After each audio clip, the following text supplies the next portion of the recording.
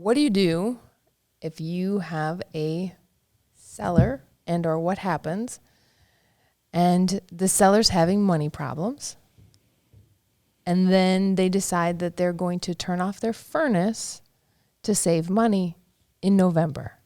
In Wisconsin. In Wisconsin. Did they move out? Oh, yeah. Totally vacant property.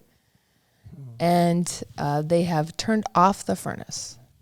So you would, before you leave, I think you would have to get homeowner's insurance for a vacant property versus occupied company or policy, because vacant, you never know what's going to happen. Plumbing issues, electrical issues, and nobody's home to solve them. So the premium's going to be higher in a vacant property. So if he left without changing his homeowners, then he's probably SOL, is what I would assume. Mm-hmm. So let's just assume he didn't change his homeowner's insurance. Mm-hmm. Well, then I think he is in a world of hurt, changing out frozen pipes and What happens when pipes freeze? Yeah. So they're going to bust. Yeah, if people actually want to turn off their furnace and they want to save costs, then they have to winterize their property, right? So they need to have a company come in and blow out all the pipes. Well, this person didn't. Oops. And we didn't realize it. He didn't tell us. No other agents who went through the property indicated, wow, it's really cold in here. Oh, boy. So then Matt and I, we were on the team trip at the time. We were in Mexico and we got a call from an agent stating that they opened the door and water was pouring out. Oh, God. And initially your head goes to, since we've dealt with a lot of properties that have had kind of issues and things, like don't go in because there's electric and things like that on and you don't want to get zapped and get fried. So we're in Mexico trying to figure this all out, but it ended up that the utility companies came over and were able to disconnect everything, but the pipes had blown up everywhere. All of the wood, all of the cabinets, not all of the drywall, but most of the drywall all had to be ripped out of this property because this fellow was trying to save money. What'd that cost him? Well, that's not a great, well, I guess it's an interesting part of the story. He was also doing a short sale because he didn't have any funds.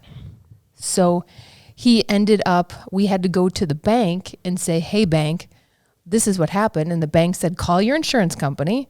Insurance company said, this is negligence. We're not covering this.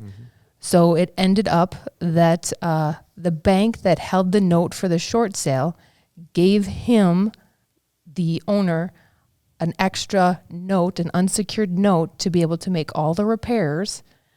And then we were able to sell the property, but he basically stole the property and ended up with a $40,000 note that he had to pay back. That sucks. Oops. Yeah. So what's words of wisdom when you vacate a property? Don't. Yeah. Yeah. If you're going to have a vacant property, for sure, check in with your insurance and see if you need to get some kind of, vacant property insurance. Also, do not turn off your furnace. Yes. As you were talking, I was actually checking our thermostat at our vacation property up north. But after that happened, every time it gets to be fall and we have vacant properties, I would always send out a message that was like, be sure to check your furnaces in your vacant properties because that's a terrible surprise. And for whatever reason, some people don't think about it. But yeah. Well, and that's also good advice, what Bill said. Make sure that you look at your policy and change that up so that it covers a vacant place. Oh, for sure. Yeah, because it's a lot more expensive to have the vacant policy insurance, It's not even too. just the vacant property. It's non-owner occupied. So like in our case, the insurance is higher on the place up north. Yeah, I mean, there's been instances when I've worked from home kind of for the last 3 years, and we've had water leaks. Like, if we were gone for a week, I've had my water line for my kitchen refrigerator, and if I wasn't home to notice, and if I was gone for 2-3 weeks or however long you go to your cabin, it would have been detrimental. But I was able to, shut off the water and fix it. But yeah, a lot of times if we're gone a long time from the place up north, we'll actually turn off the water to the property, and then open the utility sink in the basement, let all the water drain back down. right. That makes sense. I mean, unless it gets super cold and cracks the toilet then you're probably okay. Mm-hmm. Yeah, I was going to ask you the old wives' tale of if you leave a little drip or a certain amount going. Yeah, I've heard that before. But is that a real thing, or is that just something that? I've heard that works in old houses, that because it keeps it going and then it doesn't freeze. But I don't think that's foolproof. Are you talking about it cauterize itself? No, what are you it saying? keeps the water running. Like the little drip keeps the water Gotcha. moving I through the thought- pipes. okay, I thought you meant And then it was I've gonna also fix itself. seen people that would put, like they would know that they had a certain pipe that would freeze, so they would be putting towels and wrapping them up in things. So if you see that in really old houses, they've probably had problems with those pipes. Yikes. Yeah, if you turn off the water to your house, and you just run all the faucets until they're out, doesn't that pretty well insulate you from? It should. That's why I turn the water off in the basement. Then the utility sink, which is in the basement, and then the bathtub and sink in the basement, I'll turn all the basement stuff on Yeah. and let it drain down. I think when the plumbers do it, they probably blow it out somehow. Well, they put antifreeze in. Yeah. Yep. That's why the toilets are pink. Or blue. Just like the elephants. Got to have all that good stuff. I got a fun water leak story if you want to hear it. Yes. How I almost died. Those are my favorite. How you How you almost almost died? I did. Yeah. Is this Gets even better. Is this a dad water leak story? I was a father when my water was leaking, so Excellent. yes. So your water broke as a father? It did. It really did. Anyway, it was like 2 years ago. Middle of summer. It was like June, July maybe. I woke up. It was like 6 a.m. and my ceiling fan in my bedroom just turned really bright. The light turned on and the ceiling fan started By itself? by itself. And the ceiling fan started going really, really, really, really fast. And then I started to smell something. I was like, oh, that's not good. And so I run downstairs, and as I'm running downstairs, like my washer water line had leaked, and it was dripping down to my basement, and right above in my basement above my washer is my electric panel.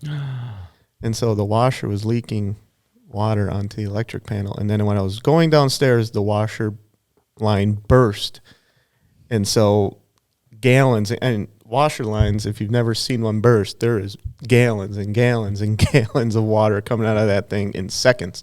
So anyway, it all leaked down into the basement. All my lights in my house was going berserk. It was bright as the sun. And I go down in the basement, and there's standing water in my basement right above my electric panel while the water's cascading down my electric panel. And I reached in there and I hit the main shut off while I'm standing in water, while water's dripping over the electric panel. And then I turned it all off. And yeah, I should have been electrocuted or something should have happened. But yeah, it was. You talk about an insurance claim. That was a good one. And then so yeah, my wife and kids were sitting in my neighbor's driveway just because the house smelled like smoke. It smelled like it was burning down. Electrical smell. Yeah, it was something else. Insurance claim was large, but yeah, I mean, if we weren't home then, oh my God, that would have been a total loss on the house completely. So it would have burned down and flooded at the same time. Oh, good. Like that's quite the feat. Yeah. Yeah. I flooded and burned it down. So I hate water. So when you guys talk about water, it's personal to me. I feel that. That's like Jaws 3. What? Yeah, There was probably. no electrical panels. in Jaws Jaws 3. The one with the elephants? No, he bit No. into the cable, the electrical cable. Yes, No, I do remember that's that. two. That's two. But the third one, now it's personal. Remember that? That was the Was that the 3D one? I think so, yeah. That's horrible. Yeah. Oh, it was, the best. What was isn't the Jaws 3 the one where he was in wasn't there like a aquarium or something? Was that 3? I don't recall.